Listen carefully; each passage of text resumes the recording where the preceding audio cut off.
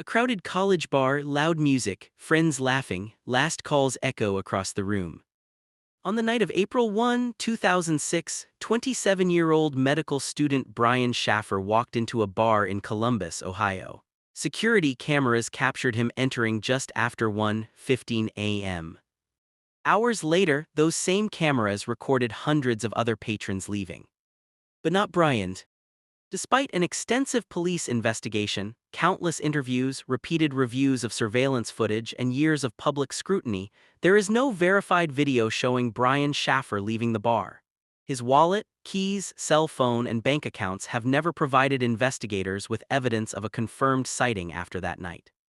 Nearly 2 decades later, no one has been charged, no body has been found, and no definitive explanation has emerged. So how does someone vanish from one of the busiest entertainment districts in Ohio while surrounded by people, security cameras, and friends? And if Brian never walked out the way everyone else did, where did he go? At first glance, Brian Shaffer's disappearance seems impossible. A future doctor enjoying a night out with friends suddenly vanishes without a confirmed trace. There was no reported struggle, no eyewitness account of him leaving alone, and no evidence that he planned to disappear. Yet from that moment forward, every answer seemed to raise even more questions. Investigators retraced his final hours minute by minute. They analyzed surveillance footage frame by frame, interviewed friends, bar employees, and potential witnesses, and followed leads that stretched far beyond Columbus. Over the years, countless theories have emerged, some grounded in evidence, others fueled by speculation. But each one encounters the same obstacle. The known facts refuse to fit neatly into a single explanation. As we'll see, the surveillance cameras that appeared to hold the key to solving this mystery may have revealed less than many people assume. Small details, overlooked timelines, and unanswered questions continue to divide investigators and armchair detectives alike. Before Brian became the center of one of America's most enduring missing person cases, he was simply a son, a brother, a friend, and a medical student preparing for the next chapter of his life. To understand how everything unraveled in just a few hours, we first need to understand the man whose disappearance continues to puzzle investigators nearly 2 decades later. Long before his name became synonymous with one of America's most perplexing missing person cases, Brian Randall Shaffer was known for something entirely different: his determination. Born on February 25, 1979, and raised in the Columbus suburb of Pickerington, Ohio, Brian grew up in a close-knit family. Friends and relatives often described him as intelligent, witty, and naturally charismatic. He had an easy smile, a quick sense of humor, and the kind of personality that could put strangers at ease within minutes. Those who knew him remember someone who enjoyed conversation just as much as he enjoyed making people laugh. Academically, Brian excelled. After graduating from high school, he attended Ohio State University, earning his undergraduate degree before continuing into the university's respected College of Medicine. Becoming a physician wasn't simply a career choice, it was the goal he had spent years working toward. By the spring of 2006, he had already completed much of the demanding journey through medical school and was preparing for his clinical rotations. Friends recalled that although the workload could be exhausting, Brian remained optimistic about the future. But behind that optimism, life had become far more complicated. Only weeks before his disappearance, Brian's mother, Renee Shaffer, had died after a long battle with myelodysplastic syndrome, a serious bone marrow disorder. Her death devastated the family. Brian had been exceptionally close to her, and those closest to him later said the loss affected him deeply. While he continued attending classes and spending time with friends, they noticed moments when grief quietly surfaced beneath his usually outgoing personality. His father, Randy Shaffer, was grieving the loss of his wife while trying to hold the family together. Brian's younger brother, Derek, was navigating the same painful chapter. Like many families coping with profound loss, they leaned on one another, hoping time would slowly make the burden easier to carry. Brian also had reasons to look ahead. He had been dating Alexis Wagoner, and the relationship appeared serious. Friends described them as a committed couple with plans for the future. They had even discussed taking a vacation together after Brian finished his exams, a chance to step away from the pressures of medical school and the emotional weight of recent months. To those around them, it seemed like the beginning of a new chapter after an extraordinarily difficult period. Outside of school, Brian enjoyed many of the same things as other students his age. He loved live music, spending evenings with friends, and exploring Columbus's nightlife whenever his schedule allowed. Despite the intensity of medical training, he still found time to relax, socialize, and enjoy the city he had called home for years. Nothing about his behavior suggested he was preparing to disappear. He hadn't emptied his bank accounts, he hadn't packed his belongings. There were no verified indications that he intended to abandon medical school, his family, or the life he had spent years building. By every outward measure, Brian appeared to be moving forward, not walking away. Then came Friday, March 31, 2006. The academic quarter had ended, final exams were behind him, and the evening offered a rare opportunity to celebrate with friends before beginning the next demanding phase of medical school. What started as an ordinary night of food, conversation, and drinks would become the final series of confirmed events in Brian Shaffer's life. As midnight approached, neither Brian nor anyone around him could have imagined that the next few hours would transform an ordinary celebration into a mystery that investigators and the public would still be trying to solve nearly 20 years later. The evening of Friday, March 31, 2006, began like countless others in Columbus. For Brian Shaffer, it was a chance to unwind. His medical school finals were over, and after months of academic pressure, made even heavier by the recent loss of his mother, he finally had an opportunity to spend time with friends before beginning his clinical rotations. Nothing about the night suggested it would be remembered for anything extraordinary. Earlier that evening, Brian met his father, Randy Shaffer, for dinner. It was a simple family meal, one that reflected their effort to reconnect after weeks of grief. According to Randy, Brian appeared to be in good spirits. There was no argument, no unusual behavior, and nothing that hinted at what was about to unfold. After dinner, Brian returned to his apartment to prepare for a night out. Later, he met his close friend William Clint Florence. Clint's girlfriend, Meredith Reed, joined them as well. Together, the three visited several bars in the Columbus area, enjoying what friends later described as a relaxed and typical night of celebrating the end of exams. As the hours passed, the city's entertainment district became increasingly crowded. Music spilled into the streets as hundreds of people moved between restaurants, clubs, and bars. Sometime after 1:00 a.m. on April 1, the group arrived at the Ugly Tuna Saloona, a popular second-floor bar located inside the South Campus Gateway complex near Ohio State University. Unlike many standalone bars, the Ugly Tuna occupied an elevated position. Most patrons reached it by riding an escalator from the street to an upper-level entrance, where security cameras monitored people entering and leaving the main access point. At approximately 1:15 a.m., one of those cameras captured Brian, Clint, and Meredith approaching the escalator. The footage is clear. Brian appears relaxed. He's wearing a green long-sleeved shirt over a white t-shirt, blue jeans, and tennis shoes. He chats casually with his companions as they make their way toward the entrance. Just before entering the bar, Brian briefly stops to speak with two women outside the entrance. Investigators later identified them as acquaintances who had encountered him by chance that night. The conversation appears friendly and unhurried, lasting only a few moments before Brian turns and walks into the bar. This is the last verified sighting of Brian Shaffer. Inside, the atmosphere was loud and crowded. Music played over conversations. Bartenders hurried to keep up with late-night orders. Hundreds of patrons filled the space, many celebrating the weekend or the end of the academic quarter. At some point after entering, Brian became separated from Clint and Meredith. According to their later statements, this wasn't unusual. Friends often mingled with different groups inside the busy bar before reconnecting at the end of the night. As closing time approached around 2:00 a.m., Clint and Meredith searched for Brian. They checked the areas where they expected to find him. He wasn't there. Assuming he had stepped outside or left with someone else, they waited. Then they called his cell phone. There was no answer. Thinking they might have simply missed each other in the crowded venue, they continued looking. Eventually, they left the bar themselves. Meanwhile, the security cameras continued recording. Patrons streamed down the escalator in groups. Couples left together. Friends laughed as they made their way toward the street. Employees finished their shifts. Investigators would later spend countless hours reviewing this footage frame by frame.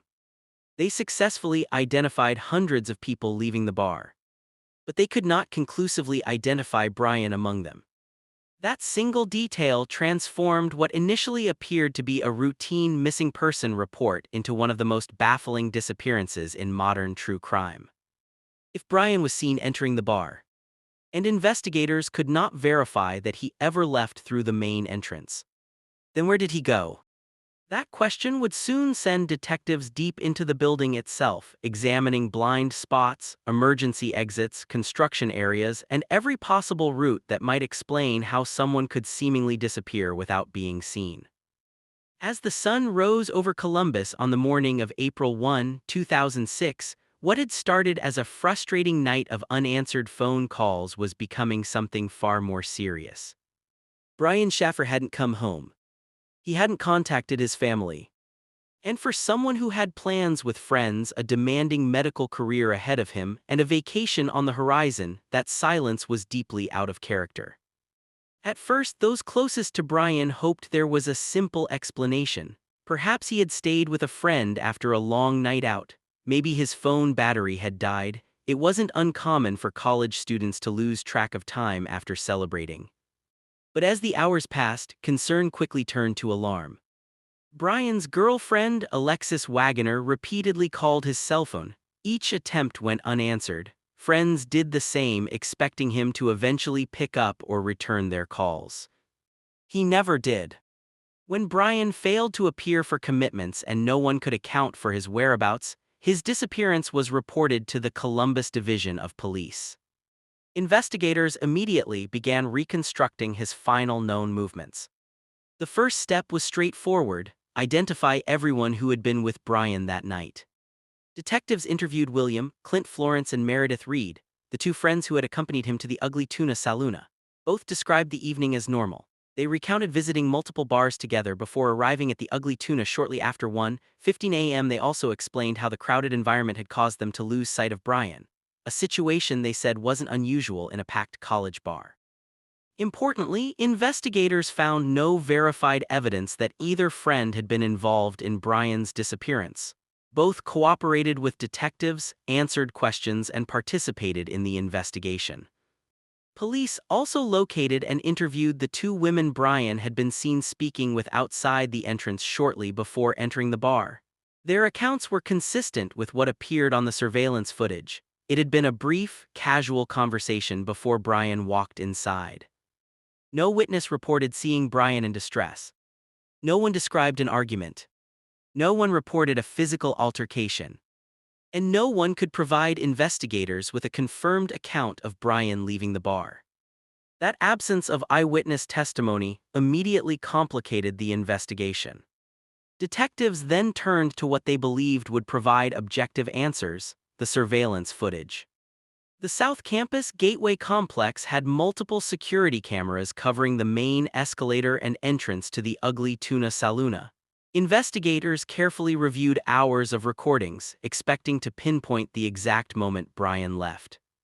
Instead, they encountered the detail that would define the entire case. The footage clearly showed Brian entering the bar. It also showed hundreds of other patrons leaving after closing time.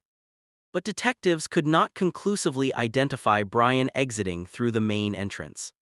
Frame by frame, investigators compared clothing, body movements, and timestamps. They attempted to identify every person captured on camera.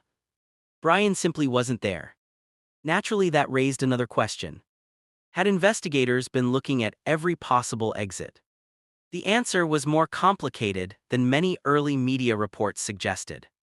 Although the main escalator served as the primary entrance and exit for customers, detectives learned that the building also contained service areas, employee-only corridors, loading access points, and emergency exits. Some routes were monitored differently, while others were intended primarily for staff or emergency use. At the time, parts of the South Campus Gateway complex were also undergoing construction, adding another layer of complexity to the building's layout. Police examined these alternative routes carefully. They interviewed employees. They spoke with construction workers. They searched surrounding rooftops, stairwells, service corridors, nearby dumpsters, and the immediate area around the building. Despite these efforts, investigators found no physical evidence indicating Brian had been injured, assaulted, or concealed within the complex. Then came another puzzling development. Detectives obtained Brian's cell phone records. Although his phone remained missing, investigators discovered that for several months after his disappearance, calls placed to his number occasionally produced a ringing tone instead of immediately going to voicemail. To Brian's family and the public, that sounded like a promising lead. But investigators urged caution. Cellular experts explained that under certain network conditions, a ringing tone did not necessarily mean the phone was powered on or actively receiving calls. Despite repeated attempts to trace the device, police were unable to establish its location or recover it. It was yet another lead that seemed hopeful at first, only to dissolve under closer examination. Within days, detectives had interviewed dozens of witnesses, analyzed surveillance footage, searched the surrounding area, and followed every obvious lead. Yet the investigation had produced an unsettling pattern. There was no confirmed crime scene, no verified suspect, no ransom demand, no financial activity, no confirmed sighting after 1:15 a.m., and no evidence explaining how a 27-year-old medical student could simply disappear. The investigation was no longer focused on finding a missing man. It had become an effort to solve a mystery in which the most important piece of evidence, the moment Brian vanished, appeared to be missing altogether. Next, investigators would begin examining every clue left behind, hoping that physical evidence, digital records, and overlooked details might reveal what the surveillance cameras could not. As the weeks turned into months, investigators found themselves returning to the same pieces of evidence again and again. Every clue was scrutinized, every timeline was reconstructed, every possibility was tested against the known facts. Yet instead of narrowing the mystery, the evidence often raised even more questions. The most important piece of evidence was also the most frustrating. The security cameras at the South Campus Gateway complex captured Brian arriving at the Ugly Tuna Saloona shortly after 1:15 a.m. with his friends. The footage clearly showed him pausing briefly to speak with two women before walking into the bar. That entry was never in dispute. What happened afterward was, investigators spent countless hours reviewing surveillance recordings from multiple cameras covering the main escalator and entrance. Their expectation was simple: find Brian leaving, determine which direction he walked, and continue the investigation from there. Instead, they encountered a startling gap. Although hundreds of patrons were seen exiting after closing time, detectives could not conclusively identify Brian among them. For years, this detail has often been summarized as, "Brian never left the bar," but investigators have been careful not to make that claim. What the evidence actually shows is more precise. There is no verified video of Brian leaving through the camera-monitored main entrance. That distinction matters because it leaves open several possibilities. He may have exited through another route, been obscured by other patrons, or left in a way the available cameras did not capture. The footage is compelling, but it is not definitive proof that he remained inside the building. The CCTV established Brian's last confirmed sighting. It did not explain his disappearance. If Brian had been the victim of a violent crime inside or near the bar, investigators expected to find traces of it. They searched the building extensively. They examined stairwells, service corridors, rooftops, nearby alleys, construction zones, and other accessible areas surrounding the South Campus Gateway complex. No blood was found. No discarded clothing. No signs of a struggle.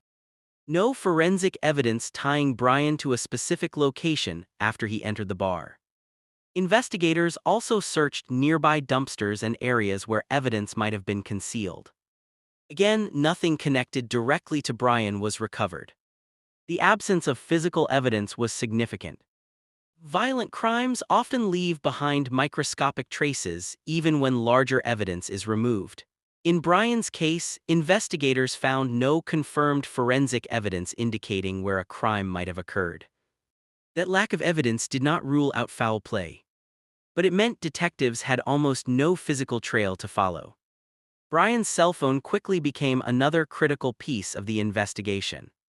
After he disappeared, friends and family repeatedly called his number. Most attempts went unanswered. Then something unusual happened. For several months, some callers reported hearing the phone ring instead of going directly to voicemail. To many, this seemed to suggest the phone had briefly been powered on. Investigators looked into the possibility immediately. However, cell phone specialists cautioned that a ringing signal alone was not reliable proof that the device was active. Depending on network conditions at the time, callers could occasionally hear ringing even if the phone was turned off, had a depleted battery, or could not connect normally. Despite efforts to trace the device, no usable location data was recovered. The phone was never found. Its records also revealed no verified calls, messages, or financial activity that explained Brian's disappearance after that night. Another promising lead had reached a dead end. Witness testimony helped establish Brian's timeline, but only up to a point. His friends consistently described an ordinary evening of celebrating after exams. Their accounts aligned with surveillance footage showing the group arriving together at the Ugly Tuna. The two women Brian spoke with outside the entrance also confirmed that their interaction was brief and casual. Nothing about his behavior suggested he was upset, frightened, or preparing to leave unexpectedly. Inside the crowded bar, however, the trail became much less certain. Some patrons believed they might have seen Brian later in the evening. Others weren't sure. None of those accounts could be independently verified. Investigators ultimately relied on the last confirmed evidence rather than uncertain recollections.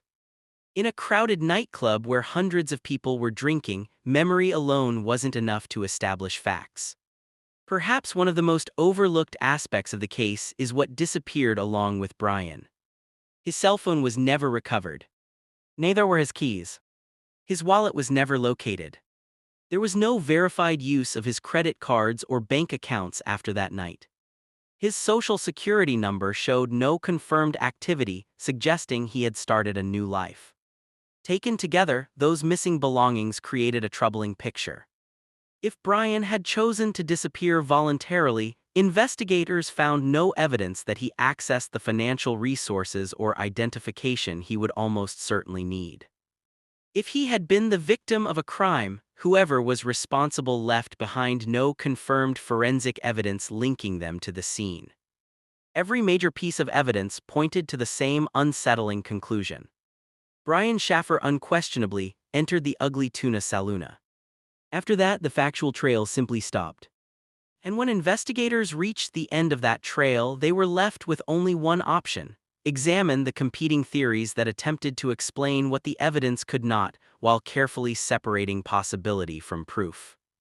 By this stage of the investigation, detectives had exhausted the most obvious leads. There was no confirmed crime scene. No verified sightings after Brian entered the Ugly Tuna Saloona. No forensic evidence pointing to a suspect. And no clear explanation for how a man could seemingly vanish in one of the busiest parts of Columbus. As official leads grew scarce, several theories emerged. Some were supported by portions of the evidence. Others relied heavily on speculation. To understand why this case remains unsolved, it's important to examine each theory on its own merits and, just as importantly, its limitations. This remains one of the most widely discussed explanations. The South Campus Gateway complex was more complicated than many people initially realized. While the main escalator served as the primary entrance and exit for customers, the building also contained employee-only corridors, service exits, loading areas, and emergency exits. Parts of the complex were undergoing construction at the time, adding to the complexity of the layout. Evidence supporting this theory. Investigators acknowledged that alternative exits existed. If Brian used one of them, whether intentionally or accidentally, it's possible he avoided the main surveillance cameras. This would explain why there is no verified footage of him leaving through the front entrance.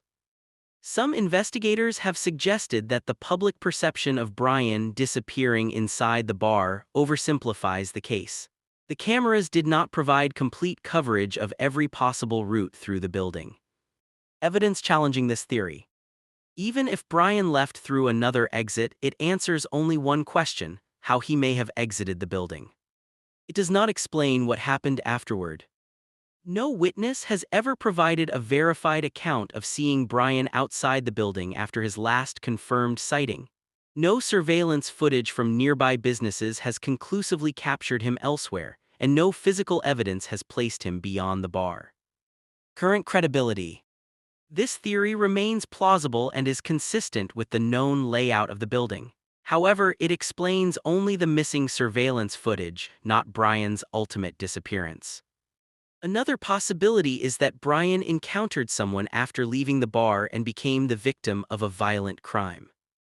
Supporters of this theory point to the fact that disappearances involving healthy adults are statistically more likely to involve an external event than a voluntary vanishing.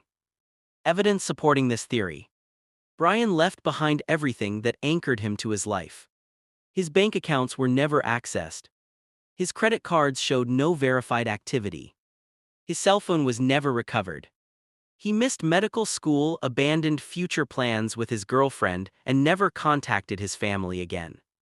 To those who knew him, none of this aligned with his character or long-term goals. If Brian encountered the wrong person after leaving the bar, it could explain why his trail ended so abruptly. Evidence challenging this theory. Detectives found no confirmed crime scene. No blood. No weapon. No DNA. No eyewitness reported seeing Brian involved in an altercation. Despite years of investigation, no suspect has ever been publicly identified or charged in connection with his disappearance. Without physical evidence, the theory remains difficult to prove. Current credibility. Law enforcement has never ruled out foul play, and many investigators consider it a realistic possibility. However, no publicly available evidence conclusively supports it. From time to time, speculation has surfaced that Brian intentionally walked away from his life. The recent death of his mother, the pressure of medical school, and the emotional strain he was experiencing have all been cited as possible motivations. Evidence supporting this theory. Brian had endured a series of emotionally difficult months. Friends acknowledged that he was grieving deeply after his mother's death. Some observers have suggested that the combination of grief and academic pressure could have led him to seek a fresh start elsewhere. The absence of a body has also fueled this theory. Evidence challenging this theory. Investigators found no evidence that Brian prepared to disappear. He withdrew no significant amount of cash. His financial accounts remained untouched. There was no verified use of his social security number. He left behind his career, his family, and a relationship that friends described as serious. Perhaps most importantly, no confirmed sighting of Brian has ever emerged despite widespread media attention and years of public awareness. Detectives have repeatedly stated that they uncovered no evidence indicating Brian intentionally abandoned his life. Current credibility. While voluntary disappearance cannot be completely excluded, the available evidence offers little support for it, and investigators have not treated it as the leading explanation. Another theory suggests Brian may have suffered an accident after leaving the bar, perhaps while entering a restricted area or construction zone, and that his remains were never discovered. The ongoing construction near the South Campus Gateway complex has often been cited in discussions of this possibility. Evidence supporting this theory. The area contained construction activity, service spaces, and locations not routinely accessed by the public. Supporters argue that an accident in an isolated area could explain the absence of witnesses. Evidence challenging this theory. Investigators searched the building and surrounding areas extensively. Construction sites were examined. No remains or personal belongings connected to Brian were found. Over the years, additional construction and inspections also failed to uncover evidence supporting this scenario. Current credibility. Most investigators and independent analysts consider this theory unlikely, given the searches conducted and the lack of supporting physical evidence. Nearly 20 years later, every major theory encounters the same obstacle. Each can explain part of the mystery. None explains all of it. One theory accounts for the missing surveillance footage but not Brian's fate. Another explains why he was never heard from again but lacks physical evidence. Others rely on possibilities that investigators have never been able to verify. And that's what continues to make the disappearance of Brian Shaffer so compelling. The facts are remarkably clear, right up until the moment they suddenly aren't. In the final chapter of this investigation, one overlooked development would briefly renew hope for Brian's family and investigators alike. But like so many leads before it, it would ultimately leave behind more questions than answers. For years, the investigation into Brian Shaffer's disappearance seemed trapped in a cycle. A promising lead would emerge. Investigators would follow it. Then it would quietly reach another dead end. But one development in particular briefly reignited hope, not because it solved the mystery but because it suggested there might still be someone out there who knew what happened. In the months after Brian disappeared, his family refused to stop calling his cell phone. Most of the time, their calls went directly to voicemail. But on several occasions, something unexpected happened. The phone appeared to ring. For Brian's father, Randy, those moments were impossible to ignore. Each ring carried the hope that Brian might still be alive, that perhaps he had lost his phone, was unable to answer, or would finally pick up. Investigators immediately examined the reports. If Brian's phone had briefly reconnected to a cellular network, it could potentially provide a location or reveal that someone else was using the device. For a case with so little physical evidence, it seemed like the breakthrough detectives had been waiting for. But the optimism was short-lived. Cellular specialists explained that, at the time, a ringing signal did not necessarily mean a phone was powered on or actively receiving calls. Depending on how calls were routed through the network, callers could occasionally hear ringing even when the phone itself was unreachable. Despite repeated efforts, investigators were unable to trace the device or recover any usable location data. The phone never surfaced. What initially appeared to be a breakthrough ultimately became another reminder of how easily hope could outpace the evidence. As investigators continued interviewing those closest to Brian, attention naturally focused on the last people known to have seen him. His friend William Clint Florence cooperated with detectives during the investigation and reportedly submitted to a polygraph examination. According to public reports, he was not identified by investigators as a suspect, and no charges were ever filed against him in connection with Brian's disappearance. Brian's girlfriend, Alexis Wagoner, was also interviewed extensively and remained actively involved in efforts to find him. Like the rest of Brian's family and friends, she consistently maintained that he would not have willingly disappeared. These interviews helped detectives eliminate certain possibilities, but they did not produce the evidence needed to explain what happened after Brian entered the bar. Over the years, detectives continued to revisit the case. Advances in technology prompted renewed reviews of surveillance footage. Investigators re-examined witness statements. New tips arrived from across the country. Each was evaluated against the established timeline. Yet none could be independently verified. No confirmed sightings. No new forensic evidence. No recovered belongings. No definitive suspect. Perhaps the most remarkable aspect of the investigation is not what detectives found, but what they never found. In many long-term missing person cases, time eventually uncovers something: remains, financial activity, digital footprints, or credible eyewitness accounts. In Brian's case, nearly every trace of his life appears to stop within a matter of hours. That absence has become one of the strongest pieces of evidence in the case itself. It has led investigators to believe that whatever happened to Brian likely occurred very soon after his last confirmed sighting. Yet exactly how, where, and at whose hands, if anyone's, remains unknown. Nearly 2 decades later, Brian Shaffer's case remains open. And despite years of investigation, one unsettling reality has never changed. The most important moment in the entire case is still the one no one has been able to explain. Today, nearly 2 decades after Brian Shaffer disappeared, the case remains officially unsolved.